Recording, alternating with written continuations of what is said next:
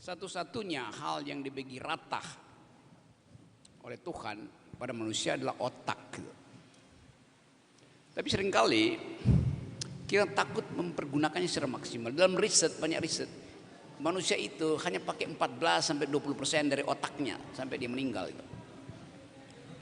Padahal Anda diberi fasilitas untuk berpikir maksimal. Berarti 80% otakmu nganggur atau tidak diaktifkan karena faktor kekuasaan. Satu-satunya menghalangi kita berpikir adalah kekuasaan.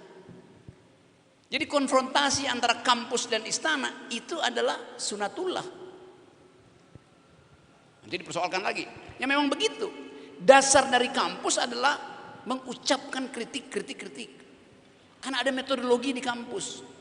Dasar dari istana adalah mempertahankan kekuasaan supaya jangan dikritikan. Itu yang namanya dialektika abadi. Tidak ada keterangan lain kenapa kita belajar di kampus itu selain ingin menguji dan ingin menguji. Dosen ingin menguji saya ingin menguji dosennya tuh. Kekuasaan tidak ingin diuji. Asbabun nusul dari kekuasaan adalah absolutisme. Asbabun nusul dari kampus adalah nihilisme. Dua hal yang secara ontologi berbeda itu. Jadi masuk akal kalau konfrontasi itu terjadi. Sekarang ada pemimpin ditetapkan sebagai pemimpin dan bukan hasil skrutinisasi kampus. Coba kita tanya, yang beredar sekarang pemimpin itu hasil siapa?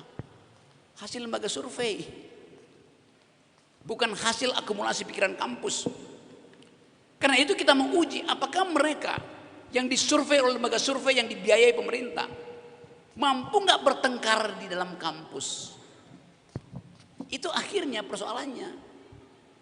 Supaya kita pastikan kendati mereka bukan kita loloskan melalui aktivitas, tapi mereka mampu untuk meminta diuji di kampus. Saya ingin Prabowo diuji di kampus. Saya ingin Anies Baswedan di kampus. Supaya kita tahu kualitasnya seberapa tuh. Kalau Ganjar gak usah diuji.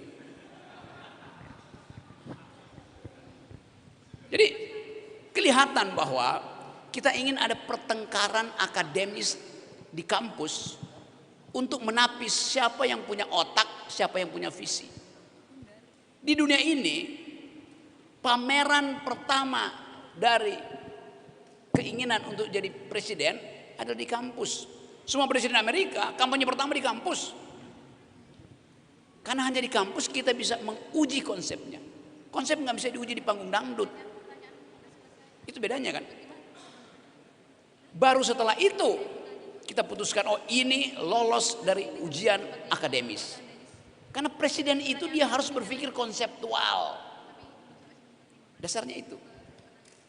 Jadi bring intellectual back, kembali ke kampus ini melalui mimbar semacam ini. Undang aja. Nah itu bahayanya kalau nanti dibilang mahasiswa memang masih harus berpolitik untuk menguji siapa yang akan dia titipkan aspirasi masa depan. Jadi logis kalau sekarang kita buka kampus jadi tempat pertengkaran akademik.